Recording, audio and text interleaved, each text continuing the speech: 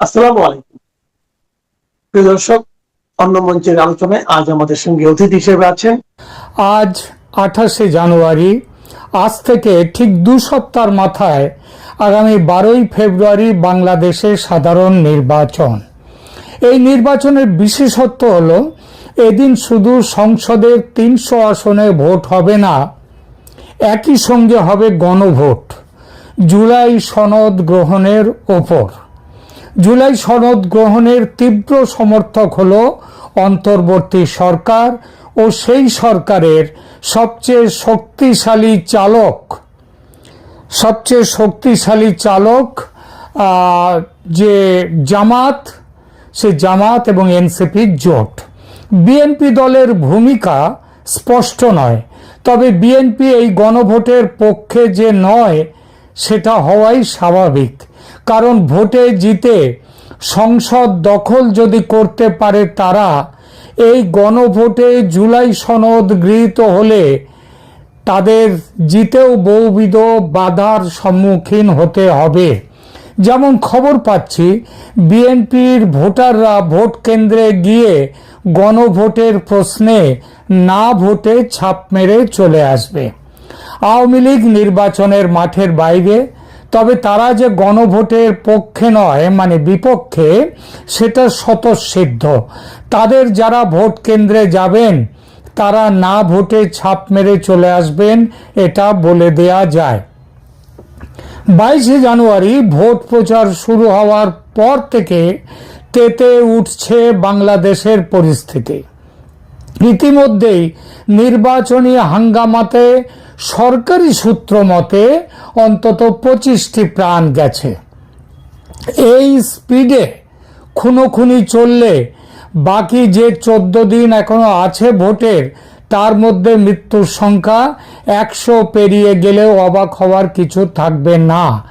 তারপরে আবার আছে ডি ডে, অর্থাৎ আসল দিন 12ই ফেব্রুয়ারি, ভোটের দিনের সংঘাত।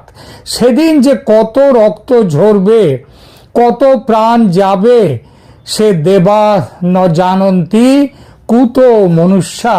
কারণ বাইরে তো অস্ত্র প্রচুর, লুট হওয়া অস্ত্র, পাকিস্তান থেকে জাহাজ ভর্তি করে আসা অস্ত্র সন্ত্রাসীদের হাতে, মৌলবাদীদের হাতে, সেসব তো আছেই।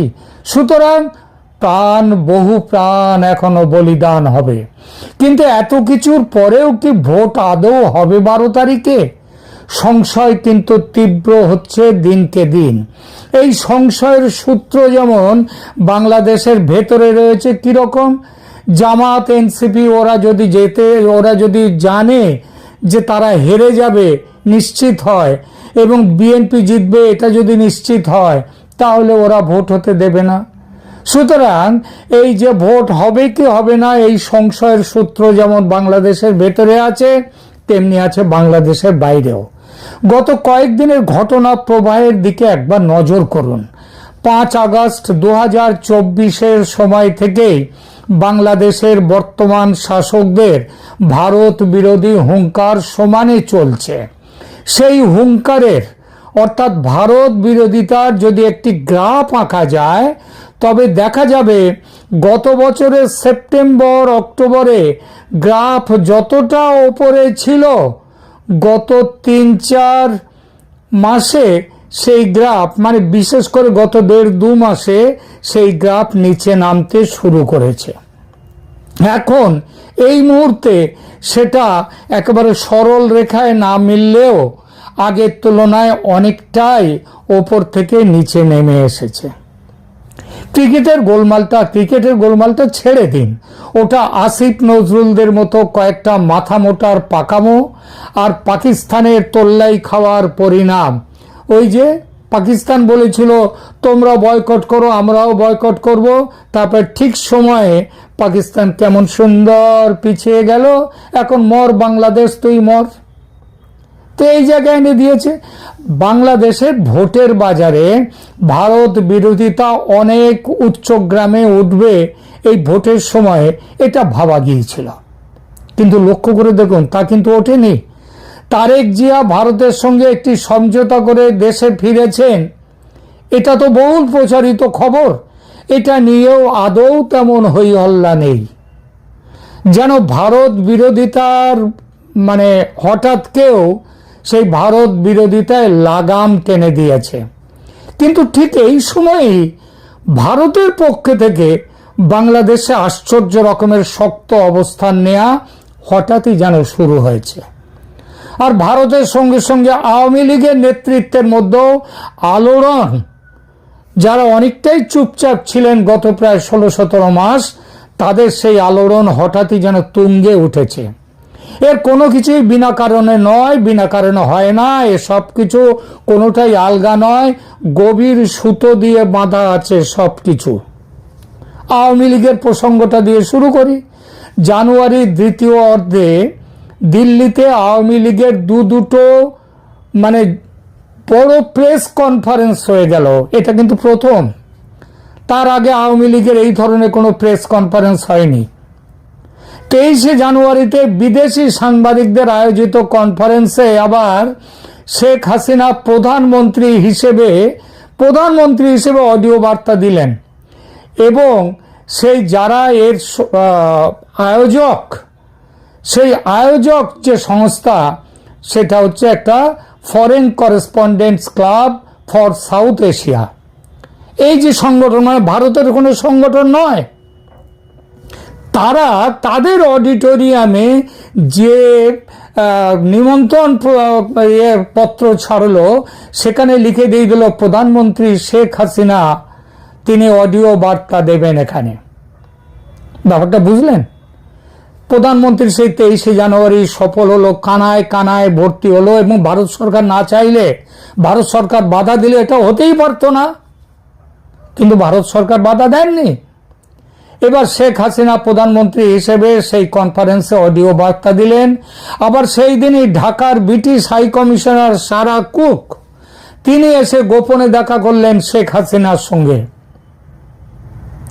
ভারত সরকার কোনো প্রোগ্রাম বা কই বৈঠকে সারা কুকের সঙ্গে বৈঠকেও বাধা দেয়নি। অথচ গত 1.5 বছর ভাবুন তো, শেখ হাসিনার গতিবিধি অত্যন্ত নিয়ন্ত্রণে রেখেছিল ভারত সরকার। তার কিছুটা অনেকটাই ছিল নিরাপত্তাজনিত কারণ, সেটা ঠিকই, কিন্তু তাছাড়াও ভারত যেন অপেক্ষা করছিল, ঠিক সময়ের অপেক্ষা। তারপর এখন সেই বর্তমানে সেই কঠোর নিয়ন্ত্রণ হঠাৎই তুলে নিয়েছে যেন ভারত। শেখ হাসিনা তার নিজের খুশি মতো যেটা ভালো মনে করছেন, যেটা ভালো বলবার মতো সেটা তিনি বলছেন। এই প্রসঙ্গে জি নিউজ নেটওয়ার্ক সংবাদ মাধ্যমে যে ইন্টারভিউ তিনি দিয়েছেন গতকাল, সেটাকে একটা বড়সড় বিগ বোম বললে ভুল বলা হবে না। কেন বিগ বোম বলছি? তার এসব কথা শুনলে মনে হবে যেন দেশে দ্রুত ফেরার ব্যাপারে তিনি একেবারে দৃঢ় নিশ্চিত হয়ে গেছেন। আজ থেকে 1 সপ্তাহ আগে আমি ঘোড়ার মুখের খবর উদ্ধৃত করে প্রধানমন্ত্রী হাসিনা ফেব্রুয়ারি মার্চের মধ্যে দেশে ফিরবেন এই শিরোনামে একটি প্রতিবেদন করেছিলাম। সেই খবরটি আর জি নিউজের কালকের সাক্ষাৎকারটি একটু মিলিয়ে দেখুন, বুঝবেন যে আমি মন গড়া কথা বলিনি। আর এটা শেখ হাসিনার মনের ইচ্ছা মাত্র নয়, এর পেছনে বাস্তবতার ব্যাকআপ আছে বলেই এতটা দৃঢ়তার সঙ্গে ফেরার কথা বলতে পারছেন তিনি। বলার অপেক্ষা রাখে না যে এই ব্যাকআপ আসছে আর কোনো দেশ থেকে নয়, ভারত থেকে, সঙ্গে আছে রাশিয়া অবশ্যই। এবং কেবলমাত্র ভারত থেকে এই সংবাদটা শেখ হাসিনার কাছে আসার ফলেই শেখ হাসিনা এতটা তিনি সাহসী হয়ে গেছেন, নিশ্চিত হয়ে গেছেন যে তিনি বাংলাদেশে ফিরবেন, এবং এই ফেব্রুয়ারি মার্চের মধ্যেই। 1971-এ ভারত যেমন পূর্ণ সামরিক শক্তি নিয়ে দাঁড়িয়েছিল পূর্ব বাংলার মুক্তিকামী মানুষের পাশে, এই 2026 সালে গত 18 মাসের সমস্ত দ্বিধা, দ্বন্দ্ব, সংশয় এবং অপেক্ষা কাটিয়ে ভারত আবার বাংলাদেশের মানুষের পাশে দাঁড়াতে চলেছে। সেই সিদ্ধান্ত নিয়ে ফেলেছে পুরোপুরি ভারত। আর গত এক সপ্তাহ ধরে যা করছে ভারত তা এই সিদ্ধান্তের সঙ্গেই তাল মিলিয়ে। আগেই বলেছি বাংলাদেশ তার ভারত বিরোধিতা নামিয়ে এনেছে অনেক, কিন্তু ভারত তার তোয়াক্কা না করে বাংলাদেশের হাই কমিশন, ডেপুটি হাই কমিশনের কর্মচারীদের পরিবার সরিয়ে এনেছে, কর্মী সংখ্যা কমিয়ে দিচ্ছে, আরো কমাবে।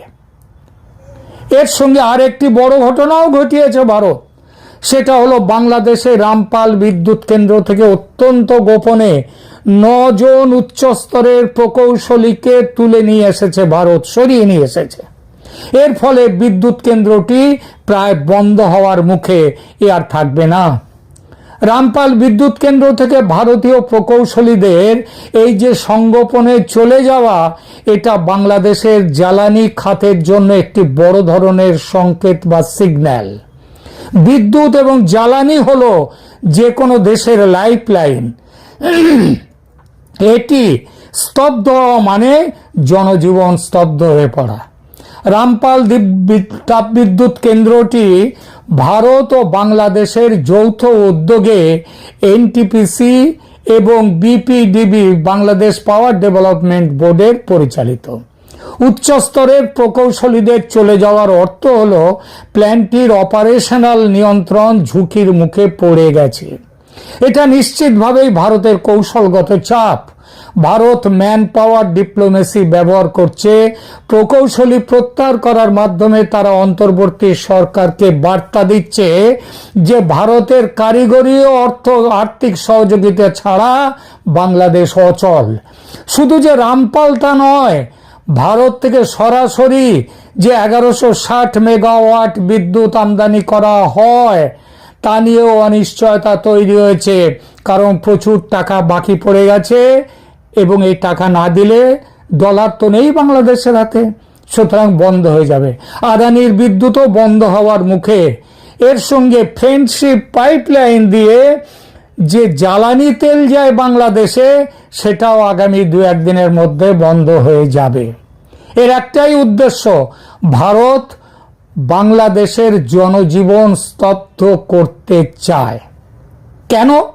কারণ ভারত সরাসরি যুদ্ধ বা দখলদারিত্বের চেয়ে স্ট্র্যাটেজিক প্যারালিসিস বা কৌশলগত স্থবিরতা তৈরি করার দিকে বেশি ঝুঁকছে।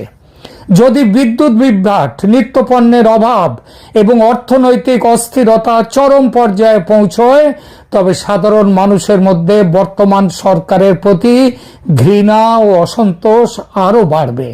ভারত সম্ভবত সেই পরিস্থিতির অপেক্ষা করছে যেখানে জনগণ নিজেই পরিবর্তন চেয়ে রাস্তায় নামবে। অবরোধের ছায়া, দূতাবাসের কর্মী সংকোচন এবং প্রকৌশলী প্রত্যাহার মূলত একটি সফট ব্লকেড বা অলিখিত অবরোধের প্রাথমিক ধাপ। কিন্তু গত 16-17 মাসে তো ভারত এতটা অ্যাগ্রেসিভ ছিল না। তাহলে এখন কেন? কারণ এই 12ই ফেব্রুয়ারির নির্বাচন। ভারত চেয়েছিল একটি অবাধ, সুষ্ঠু, সব রাজনৈতিক দলের অংশগ্রহণের মাধ্যমে তৈরি হোক একটি সরকার। বাংলাদেশ তাতে কর্ণপাত করেনি। আমেরিকা ও পশ্চিমের দেশগুলোর ষড়যন্ত্রে জামাতের উগ্র ধর্মীয় সরকার প্রতিষ্ঠার সিদ্ধান্ত নিয়েছে পশ্চিমী দুনিয়া, আমেরিকা। এই পরিস্থিতি ভারতকে বাধ্য করেছে একটা ড্রাস্টিক অ্যাকশন নিতে। আমি বহুদিন ধরে বলে আসছি, সামরিক অভিযান ভারতের ফাইনাল অপশন, একদম চূড়ান্ত। তার আগে অবধি সমস্ত অপশনগুলো তারা দেখে নেবে। তার আগে জনজীবন পুরোপুরি স্তব্ধ করে দেওয়ার এই প্রক্রিয়া, আর সেটা ভারত করবে 12ই ফেব্রুয়ারির ভোটের আগেই। 12ই ফেব্রুয়ারি নির্বাচনের জন্য যে পরিবেশ প্রয়োজন, বর্তমান পরিস্থিতিতে তা ক্রমেই ঘোলাটে হচ্ছে। জ্বালানি সংকট এবং কূটনৈতিক টানাপোড়েনের মধ্যে একটি জাতীয় নির্বাচন আয়োজন করা অত্যন্ত কঠিন। যদি বিদ্যুৎ না থাকে এবং জনজীবন স্তব্ধ থাকে, তবে ভোটারদের উপস্থিতি এবং ভোট কেন্দ্রের নিরাপত্তা নিশ্চিত করা দুষ্কর। নির্বাচন তাই স্থগিত হওয়ার সম্ভাবনা আছে। রাজনৈতিক মহলে জল্পনা চলছে যে যদি নিরাপত্তা পরিস্থিতি এবং অর্থনৈতিক সংকট নিয়ন্ত্রণ না করা যায়, তবে অন্তর্বর্তী সরকার নির্বাচন পিছিয়ে দিতে বাধ্য হবে। ভারত এই অনিশ্চয়তাকেই ত্বরান্বিত করতে চাইছে, যাতে তাদের পছন্দের সমীকরণগুলো মেলানোর সময় পাওয়া যায়, যাতে কোনো নিরপেক্ষ তদারকি সরকার এসে আওয়ামী লীগের ওপর থেকে নিষেধাজ্ঞা তুলে নিতে পারে, নির্বাচনের দিন নতুন করে ধার্য করতে পারে এবং ফ্রি, ফেয়ার ও ইনক্লুসিভ নির্বাচনের ব্যবস্থা করতে পারে। সেই পথেই এগোচ্ছে ভারত। শাহাবুদ্দিন চুপ্পু ওই সাক্ষাৎকারে অত্যন্ত গুরুত্বের সঙ্গে আরেকটা কথা বলেছিলেন যে তার সঙ্গে ভালো যোগাযোগ আছে সেনাপ্রধান ওয়াকারুজ্জামানের, কিন্তু সেনাপ্রধান ওয়াকারুজ্জামান কিছুতেই সাংবিধানিক ধারাবাহিকতা নষ্ট করতে চান না, ক্ষমতা গ্রহণ করতে চান না। কাজেই সেনাবাহিনী বাংলাদেশে ক্ষমতা নেবেন মানে রাষ্ট্রপতি সেনাপ্রধান মিলে জরুরি অবস্থা জারি করে ফেলবেন, তার কোনো সম্ভাবনা নাই। তার মানে শাহাবুদ্দিন চুপ্পু সেটাও পরিষ্কার করেছেন যে বঙ্গভবন আর ক্যান্টনমেন্ট মিলে আরেকটা সমীকরণ মিলিয়ে যে প্রত্যাশা, সেটা আসলে হচ্ছে না। তাহলে রাষ্ট্রপতি চুপ্পু কি বঙ্গভবনে বসে সত্যি জাতীয় সরকার গঠনের জন্য অপেক্ষা করবেন, বা হিসাব মেলে যে রাষ্ট্রপতি ইউনূস বঙ্গভবনে ঢুকবেন আর রাষ্ট্রপতি চুপ্পু বেরিয়ে যাবেন?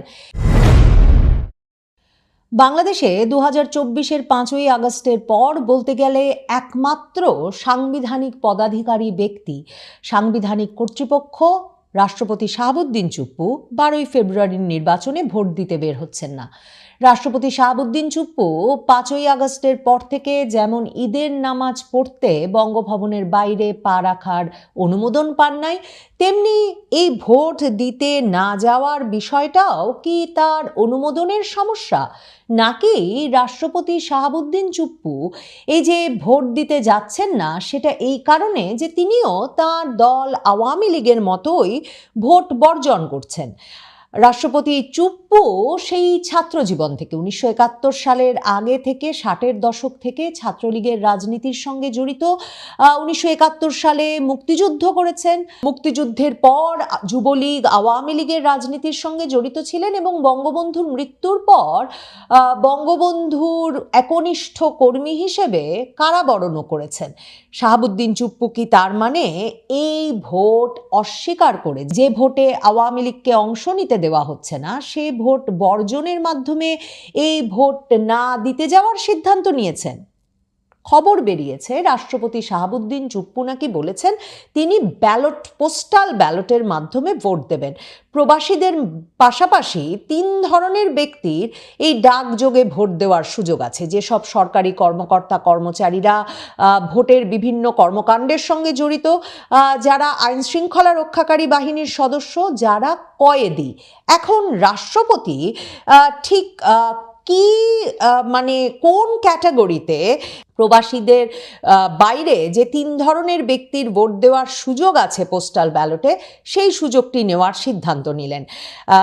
রাষ্ট্রপতির এই ভোট দিতে না যাওয়ার বিষয়টি এসব নানা কারণেই তাৎপর্যপূর্ণ। বিশেষভাবে মনে রাখতে হবে এই ভোটটি যখন অনিশ্চিত এবং এমন একটা সাংবিধানিক পরিস্থিতির মধ্যে ভোটটি অনুষ্ঠিত হচ্ছে, যখন অন্তর্বর্তীকালীন সরকারের সাংবিধানিক ভিত্তি কি তা নিয়ে প্রশ্ন আছে যে এই যে সংসদটি গঠিত হবে, সেই সংসদটি কার কাছে শপথ গ্রহণ করবে? কারণ স্পিকার পদত্যাগপত্র দিয়েছেন। স্পিকার শিরীন শারমিন চৌধুরী কোথায় আছেন জানা যায় না, ডেপুটি স্পিকার কারারুদ্ধ আছেন।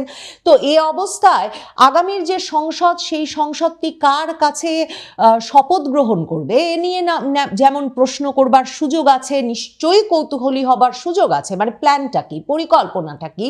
ঠিক তেমনি মনে রাখতে হবে যে এই নির্বাচনের সাথে সাথে একটা গণভোট অনুষ্ঠিত হচ্ছে এবং সেই গণভোটে যে জুলাই সনদ অনুমোদনের চেষ্টা করা হচ্ছে, সেই জুলাই সনদ সংবিধানের ওপরে জুলাই সনদকে স্থান দেবে এবং তার ফলে সাংবিধানিক অনেক পদেরই নিরাপত্তা আরও কমে আসবে। শাহাবুদ্দিন চুপ্পু এমনিতেই একটা অনিরাপদ পরিবেশে বঙ্গভবনে আছেন, মানে তিনি আওয়ামী লীগের একরকম প্রকাশ্য শেষ চিহ্ন বাংলাদেশের ক্ষমতা কাঠামোতে।